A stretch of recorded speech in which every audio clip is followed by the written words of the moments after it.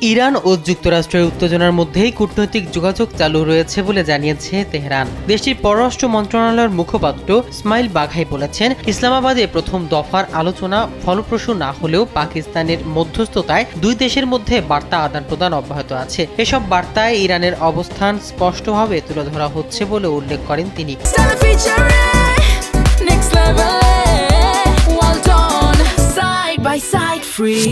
পারমাণবিক অস্ত্র তৈরির অভিযোগ আবারও নাকচ করে বাঘাই বলেন, ইরান শান্তিপূর্ণ উদ্দেশ্যে তাদের পারমাণবিক কর্মসূচি পরিচালনা করছে। তিনি জোর দিয়ে বলেন, দেশের প্রয়োজন অনুযায়ী পরমাণু সমৃদ্ধকরণ কর্মসূচি চালিয়ে যাওয়ার অধিকার রয়েছে তেহরানের। ইসলামাবাদের বৈঠকে ধারাবাহিকতায় বুধবার পাকিস্তানের একটি প্রতিনিধি দল তেহরানে পৌঁছাতে পারে বলে জানিয়েছেন ইরান। ওই বৈঠকে তেহরান ও যুক্তরাষ্ট্রের অবস্থান নিয়ে বিস্তারিত আলোচনা হবে বলে আশা করা হচ্ছে। পাশাপাশি সমৃদ্ধকরণের মাত্রা ও পদ্ধতি নিয়েও সমঝোতার সম্ভাবনা রয়েছে।